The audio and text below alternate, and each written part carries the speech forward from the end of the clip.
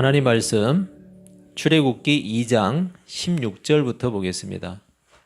출애굽기 2장 16절에서 25절까지 한 절씩 교독하겠습니다.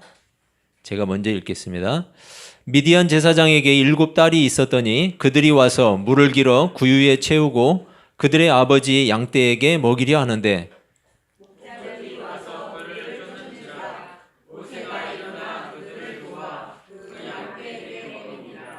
그들이 그들의 아버지 르우엘에게 이를 때에 아버지가 이르되 너희가 오늘은 어찌하여 이같이 속히 돌아오느냐? 그들이 이르되 한 외국 사람이 우리를 목자들의 손에서 건져내고 우리를 위하여 물을 길어 양떼에게 먹였나이다. 아버지가 딸들에게 이르되 그 사람이 어디에 있느냐? 너희가 어찌하여 그 사람을 버려두고 왔느냐? 그를 청하여 음식을 대접하라 하였더라.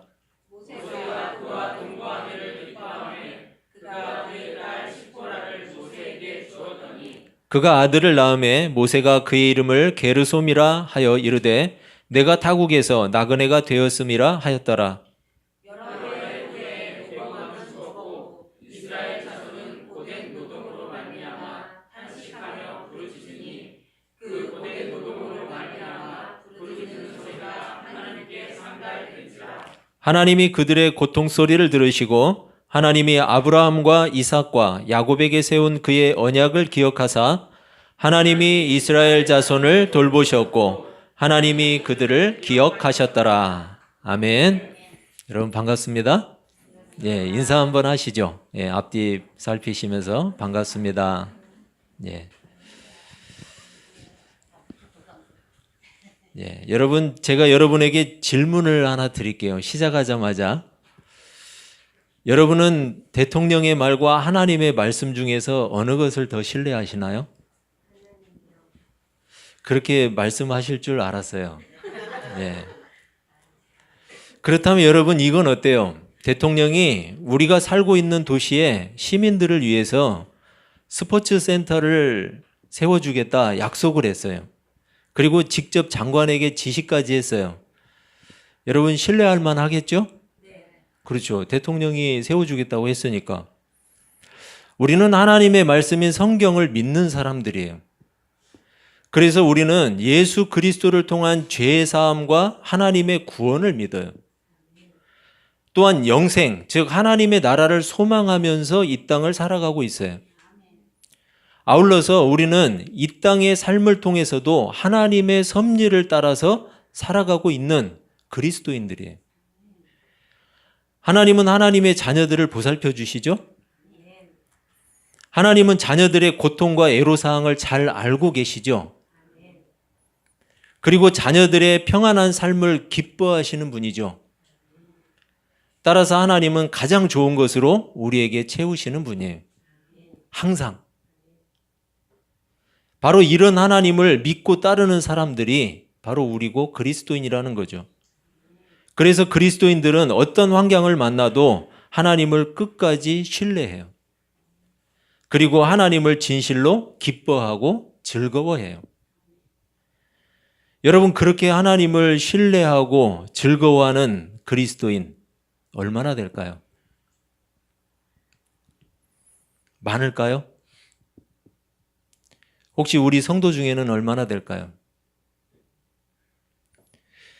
우리 성도 모두가 그렇게 하나님을 끝까지 신뢰하는 사람들이 되시기를 바랍니다. 또한 날마다 하나님을 즐거워하는 사람들이 될 수 있기를 축복합니다. 많은 사람들이 대통령에게 애로사항을 알리려고 하는 이유가 뭐겠어요? 대통령이 그 문제를 듣게 되기를 원하는 거겠죠? 그리고 관심을 갖게 되기를 기대하는 것이겠죠. 그래서 혹시 대통령이 그 문제를 다루기 시작하면 그 문제가 확실하게 해결될 것이라고 우리는 기대하고 확신하는 거예요. 하나님을 믿는 신자들 역시 여러분 이 땅의 고난에서 자유로울 수 없어요. 하나님을 믿는다고 해서 이 땅이 말끔하게 우리가 원하는 대로 다 되진 않아요. 가난과 질병과 슬픔과 여러 가지 어려움들을 만나게 된다는 거예요. 신자이신 여러분은 그럴 때 어떻게 대응을 하시나요? 혹시 하나님께 자신의 애로사항을 알리기 위해서 최선을 다하시나요? 하나님이 나의 애로사항을 듣게 되기를 간절히 바라면서 아뢰고 계시냐고 묻고 있는 거예요. 하나님이 그 문제에 관심을 갖게 된다면 어떨까요? 그 문제에 관심을 가진다면. 대통령이 관심만 가져도 해결될 일이 얼마나 많아요, 세상에. 그죠? 여러분, 대통령이 곳곳에 돌아다니면서 관심만 가지면 해결될 일이 곳곳에 널려 있어요. 하물며 모든 인생과 우주 만물의 주관자이신 하나님이 관심을 갖게 된다면 여러분 이미 해결된 거나 마찬가지 아니에요? 그런데 아쉽게도 사람들은 하나님보다 대통령을 더 신뢰하는 것 같아요. 조금만 불편하고 불합리하면 여러분 관공서에 민원을 제기하시죠? 뭐 우리는 그렇지 않다고 해도 여러분 조금만 불편하고 불합리하면 관공서에다가 민원을 넣어요. 그런데 저는 궁금해요. 요즘 그리스도인들은 인생에 문제가 별로 없는 것 같아요. 물론 하나님의 은혜로 다 평안하고 다 형통한지는 모르겠어요. 그렇다면 다행이겠죠. 하지만 그래서 하나님을 의뢰하지 않는다? 그래서 열심을 내지 않는 것이라면 그것 또한 신자에게 복이라고 하기는 어려워요. 앞서 언급한 것처럼 신자들 역시 이 땅의 고난에서 자유롭지 않아요. 그런데 하나님께 민원을 넣는 사람들은 많지가 않아요. 여러분 이상하지 않아요? 전능하신 하나님, 우리를 돌보시는 하나님이라면서요. 그런데 왜 하나님께 적극적으로 알리지 않죠? 알리지 않아도 알아서 해결해 주실 거라는 믿음 때문일까요? 사실 그건 믿음이라고 보기 어려운데. 알아서 척척 해주셔야 하나님이지 내가 꼭 알려야 되나? 우리가 아뢰지 않아도 이미 다 아신다면서 왜 굳이 아뢰라고 하지? 혹시 모르시는 거 아닌가? 여러분 사실 우리가 하나님께 아뢰지 않아도 수많은 일들이 신자들에게 이미 이루어지고 있어요. 수많은 일들이. 물론 그 대부분의 결과에 대해서 우리는 우연히 그렇게 잘 된 것이라고 생각할 수 있어요. 우연히. 또는 자기가 잘해서 그렇게 된 것이라고 생각하기도 해요. 때로는 운이 좋아서 그렇게 된 것이라고 말하기도 해요. 당연히 그렇게 말할 수밖에 없죠. 왜냐하면 하나님께 그 문제를 아뢰지 않았고 의지하지 않았기 때문이죠. 예배당에서 드려지는 예배로 자신의 중심을 옮기는 일, 여러분 중요하죠. 예배당으로 자신의 중심을 옮기는 일 얼마나 중요해요. 하나님께 시간을 들여서 기도하는 일 매우 중요해요. 말씀을 통해서 하나님을 아는 지식으로 자신을 채우는 일도 아주 중요한 일이에요. 삶을 통해서 하나님의 말씀을 실천하는 일, 여러분 이것도 강조할 필요 없이 중요한 거예요. 우리는 그러한 일들을 통해서 우리 삶이 하나님께 속해 있다는 사실을 깨닫게 돼요. 모든 삶이 하나님의 은혜 가운데 이루어지고 있다는 것을 비로소 보게 되는 거죠. 하지만 그렇지 않은 사람에게는 자신의 중심을 옮기는 일이 힘들고 하나님께 아뢰는 일이 힘들고 하나님의 말씀을 따르는 일이 힘들고 여러분 힘들어도 해야죠.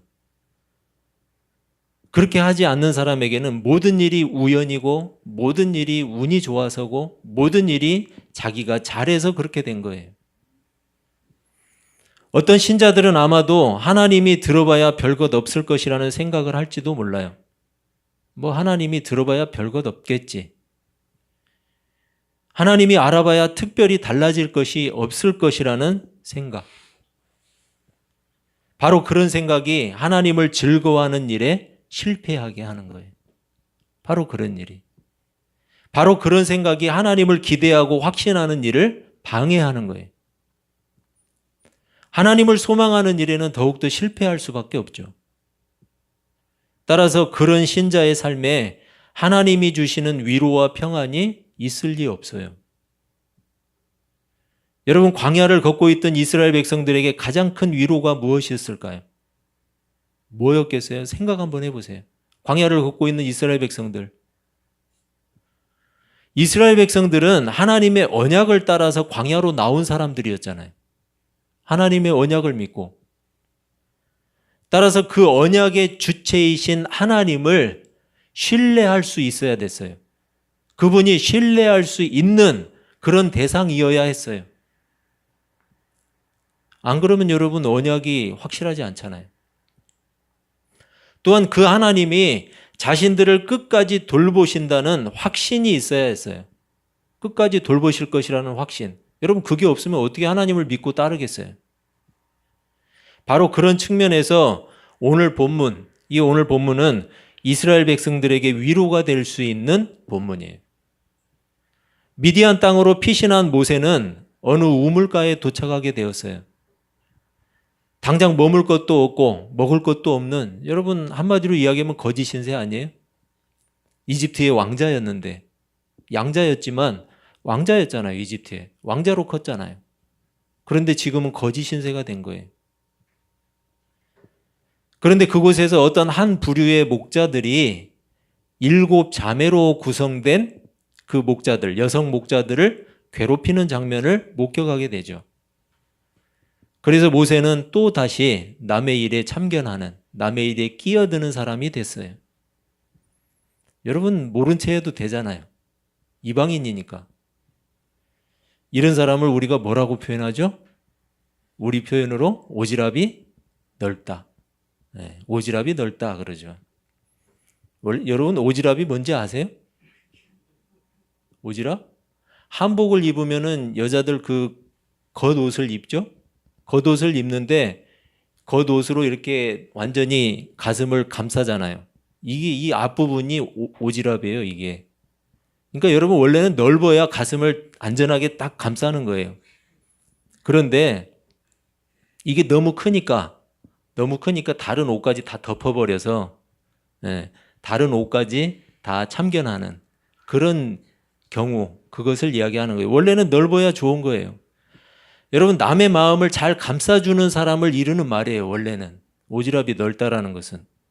그런데 요즘에는 그렇게 쓰지 않고 쓸데없이 남의 일에 참견을 자주 잘하는 사람, 이런 사람으로 사용을 하죠. 모세는 넓은 오지랖으로 인해서 여러분 어떻게 됐어요? 살인을 하고 도망자가 됐잖아요.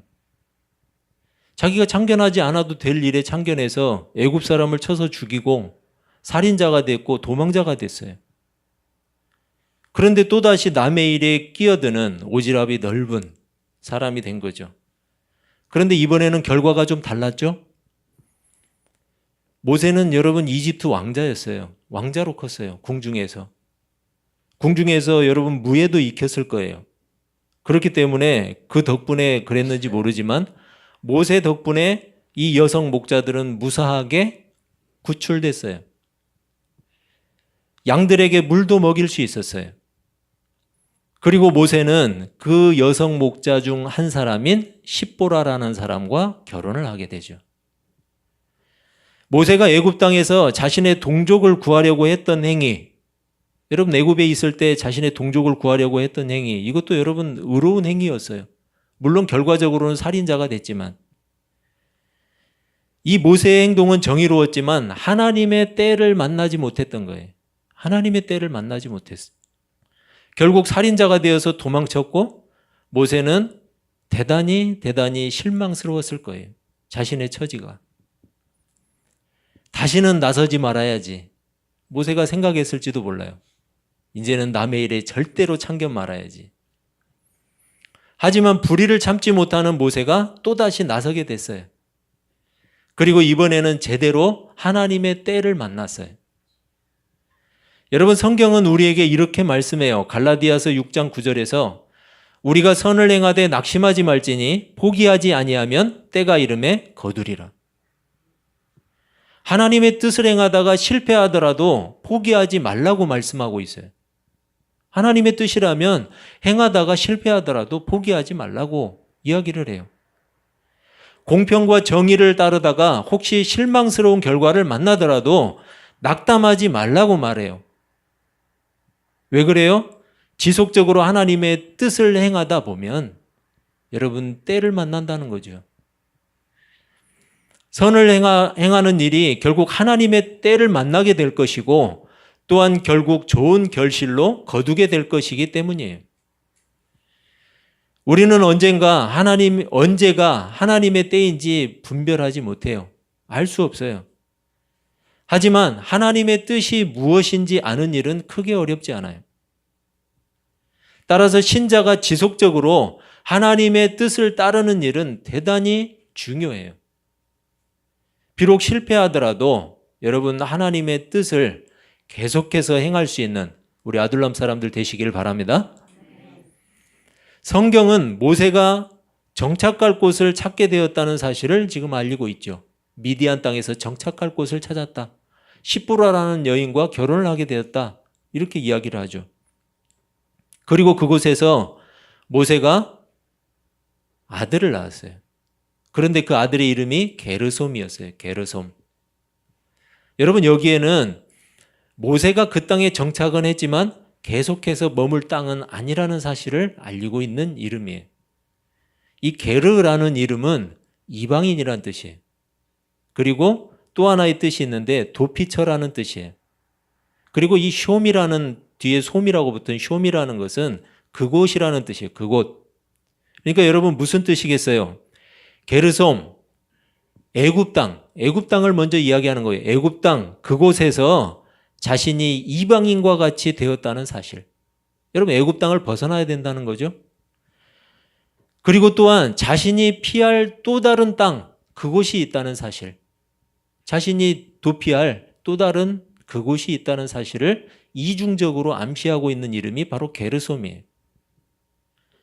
본문 23절을 보면 여러 해 후에 애굽 왕이 죽었다라고 해설을 하고 있어요. 여러분 이 애굽 왕 투투모스 3세.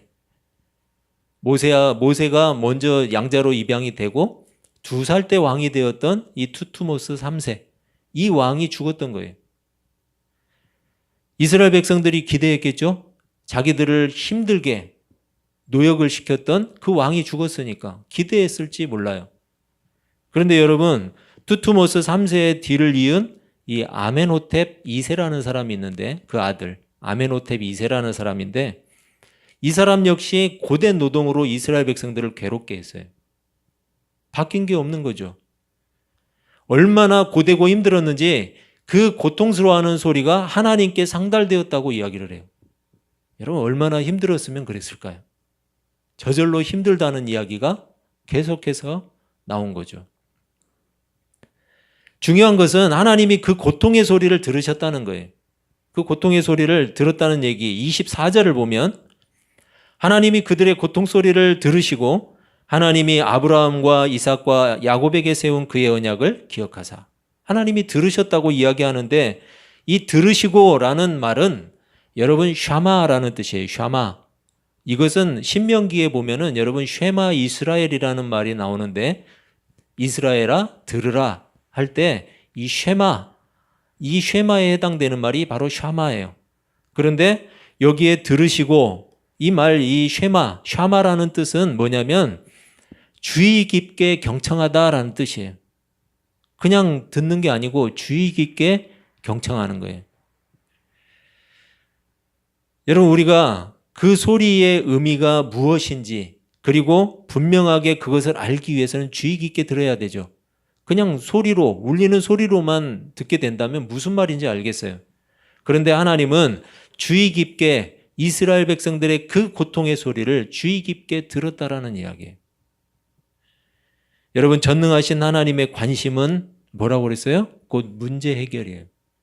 전능하신 하나님이 우리 문제에 관심을 가지면 곧 해결이라는 뜻이죠.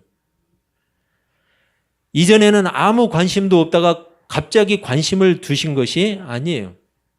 여러분 24절을 다시 한번 보죠. 하나님이 그들의 고통 소리를 들으시고 하나님이 아브라함과 이삭과 야곱에게 세운 그의 언약을 기억하사. 뒤에 그의 언약을 기억하사에 강조가 되어 있죠. 여러분 바로 기억하사라는 이 말이 중요해요. 하나님이 기억했다라는 건데 우리는 기억이 났다 하나님 기억났다 그러면 어때요? 까마득히 잊고 있었던 일인데 어느 날 갑자기 아, 참 하고 생각나는 거. 이걸 이야기할 수 있죠. 그렇지만 여러분 여기에서 기억하다라는 이 말은 늘 염두에 두고 잊지 않고 있는 일들, 이 일을 드디어 마침내 실행에 옮기게 되었다라는 뜻이에요. 그러니까 여기에서 기억하사라는 말은 하나님이 잊고 있다가 갑자기 생각난 게 아니에요. 늘 염두에 두고 있었고 늘 기억하고 있던 일을 때가 되어서 실행하게 되었다라는 뜻이죠. 하나님은 하나님이 친히 세우신 언약을 절대로 잊지 않으신 거예요. 즉 아브라함 때에도 이삭과 야곱의 때에도 그리고 야곱 이후에 이스라엘 백성들에게도 변함없이 그들을 염두에 두고 계셨다라는 거예요. 그리고 이제 비로소 그 언약에 따른 특별한 일, 그 특별한 일을 행하실 때가 왔다라는 거예요. 그 때가 바로 하나님의 기억하사라는 말에 포함되어 있어요. 본문 25절은 하나님이 이스라엘 백성들을 잊지 않았다는 사실을 다시 한번 강조하고 있어요. 25절 하나님이 이스라엘 자손을 돌보셨고 하나님이 그들을 기억하셨더라.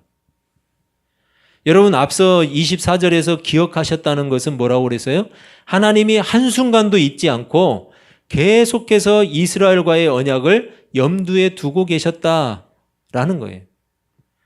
그런데 또 한 번 25절에서 하나님이 그들을 기억하셨다고 강조하고 있어요.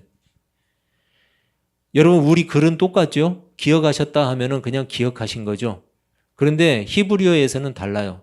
앞에 사용한 기억하셨다라는 말은 자카르라는 뜻인데 그거는 한순간도 잊지 않고 계속 염두에 두고 계셨다 그런 뜻이고 뒤에 나오는 이 기억하셨다라는 말은 여러분 라라는 말인데 라라는 말은 무슨 말이냐면 보다, 주목하다 그런 뜻이에요. 여러분 여기 주목하세요. 예, 라라는 뜻은 주목하다 그런 뜻이에요. 그리고 야다라는 말을 우리가 지난번에 한번 배웠었죠. 야다라는 말은 알다라는 뜻이에요. 알다. 그런데 여기에 기억하다, 25절에 기억하다라는 뜻은 무슨 말이냐면 이 라라는 말과 야다라는 말이 합쳐진 말이에요. 같이 해석된 말이에요. 그러니까 무슨 말이겠어요, 여러분? 하나님은 쉬지 않고 이스라엘 백성들을 주목하고 계셨어요. 또한 그들의 고통과 그들의 슬픈 현실을 누구보다 잘 알고 계셨어요. 알고 계셨다는 거예요. 야다. 그리고 단 한순간도 아브라함과 세우신 그 언약을 잊어본 적이 없어요. 주목하고 계셨어요. 항상. 요셉이 사망한 이후에 시작된 이스라엘의 고통 역시 하나님은 잘 알고 계셨어요. 몰랐던 게 아니에요. 이스라엘 백성들의 고통 소리를 듣고 그때서 깨달은 게 아니에요. 그들이 고통받고 있었지만 그것도 알고 있었고 그리고 그 고통의 소리를 이미 알고 계셨어요. 단지 가장 적당한 하나님의 때를 위해서 준비하고 섭리하고 계셨던 거예요. 하나님은 믿음으로 살아가고 있는 우리들을 여러분 주목하고 계세요. 여러분 그 사실을 믿으세요? 여러분 한 사람 한 사람이 살아가는 삶의 자리를 주목하고 계세요. 하나님이. 물론 우리의 고통과 슬픔의 현실들을 누구보다 잘 아시는 분이에요. 하지만 단 한순간도 예수 그리스도를 통해 세우신 하나님의 언약을 잊지 않으신 분이 우리 하나님이에요. 단지 여러분 가장 적당한 때에 우리에게 역사해 주시고 응답해 주시는 하나님이에요. 가장 적당한 때에. 우리가 할 일은 뭐예요? 그것이 하나님의 뜻이라면 얼마든지 오지랖을 넓히는 일이에요. 오지랖을 넓히는 일. 그게 우리에게 필요한 일이에요. 그 오지랖이 하나님의 때를 만나면 비로소 영광스럽게 빛나는 거예요. 모세의 오지랖이 하나님의 때를 만났을 때 비로소 모세는 하나님의 구원을 위한 이스라엘의 지도자로 준비될 수 있었어요. 때를 만나지 못했을 때는 실패했지만 때를 만났을 때 그는 지도자로 준비가 되었어요. 모세가 아니더라도 하나님은 하나님의 구원을 위해서 누군가를 세우실 수 있었어요. 얼마든지. 하지만 하나님은 모세의 오지랖을 사용하셨어요. 하나님의 뜻을 행하는 하나님의 백성들에게 위로가 있어요. 그것은 하나님의 때가 되면 분명히 결실하게 된다는 사실이에요. 하나님의 때가 이르면.